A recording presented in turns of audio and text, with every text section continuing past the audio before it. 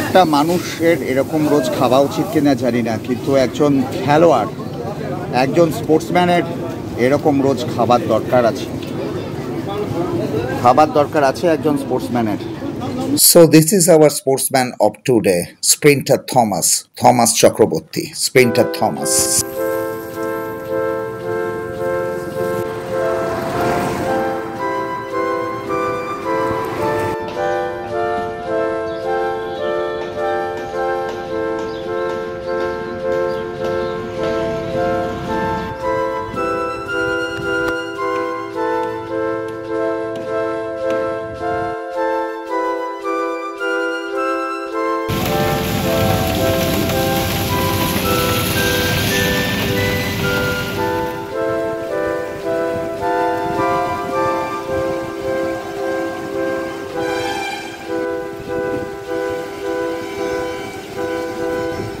Sir, আপনার কথা মতো স্প্রিন্টার থমাস চক্রবর্তীকে ট্র্যাক করে আস্তে আস্তে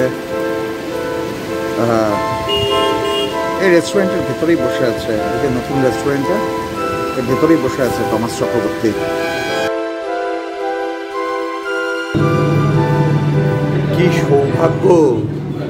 কি সৌভাগ্য আমার Thomas Chakraborty, it's all my pleasure. আজকে আপনাকে একটা ড্রিঙ্কস অপেক্ষা করছি, তারপরে আমার একটা প্রস্তাব শুনবেন তো প্রস্তাবটা?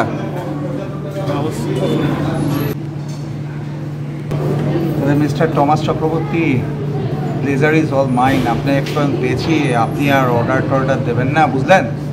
আমি অর্ডার দিচ্ছি।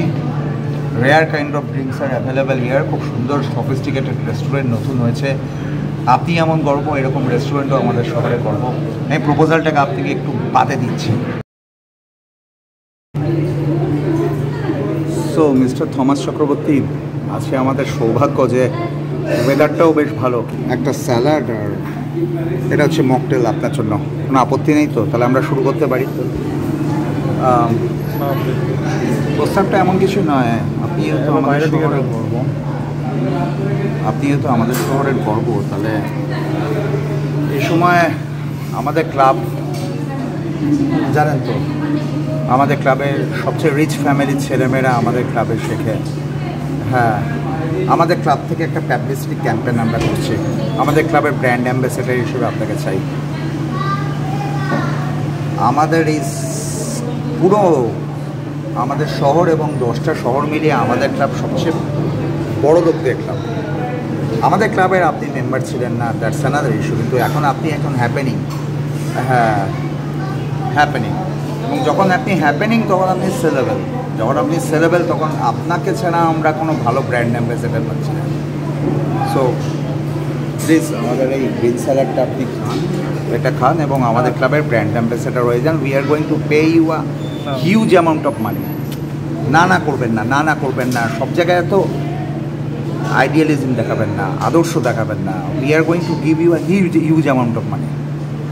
হিউজ ভাবতে পারবেন না। প্লিজ, এক কথায় আপনি এটা নিয়ে চিন্তা করবেন, এরকম গ্রিন স্যালাড মকটেল আপনার জন্য বারবার আসবে।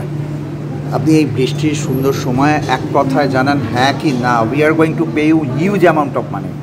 হ্যাঁ কি না? আমাদের ক্লাবের কথাটা কিন্তু ভাববেন। রাইজিং স্টার্স আমাদের স্পোর্টস অ্যাসোসিয়েশন, 10টা শহর মিলিয়ে সবচেয়ে বড় লোকদের ক্লাব। আমাদের কত ফান্ডিং নিশ্চয়ই আপনি জানেন। আপনি একজন নামকরা স্প্রিন্টার, একটু ভেবে বলবেন হ্যাঁ কিংবা না। না, এটা আমি অ্যাকসেপ্টেড নই। একটু জোরে বলুন। অ্যাকসেপ্টেড নই। আপনি অ্যাকসেপ্ট করছেন না? How funny. অ্যাকসেপ্টেড নই। আপনি হাসছেন এখন, আমাদেরকে অ্যাকসেপ্ট করছেন না। ঠিক আছে মিস্টার থমাস চক্রবর্তী, আপনি হাসতে হাসতে আমাদেরকে অ্যাকসেপ্ট করছেন না, দ্যাটস ইউর চয়েস। আজকের এই সুন্দর ওয়েদার, আমি আপনাকে প্রেশার দেবো না, কিন্তু তাও আমি মনে করে দিয়েছি আমাদের ক্লাবের নামটা হচ্ছে রাইজিং স্টার্স। হোল 10টা শহরে আমাদের ক্লাবের মতো ফান্ডিং কোনো ক্লাবের নেই। আমরা কতটা টাকা আপনাকে পে করতে পারি আপনার কোনো ধারণাই নেই। আপনি ভাবতে থাকুন, আমি আশা করবো আপনার। হ্যাঁ, থমাস চক্রবর্তী ভেবেছিলেন, বারবার ভাবেননি। খুব জোর 3-4 বার, কিন্তু ওই 3-4বারই ভাবার পরে তিনি একটাই সিদ্ধান্ত নিয়েছিলেন, না, তিনি কোনোভাবেই ব্র্যান্ড অ্যাম্বাসেডর হবেন না। তারপর একদিন হঠাৎ করে পরিচিত জনের কাছে অনিবার্য কারণবশত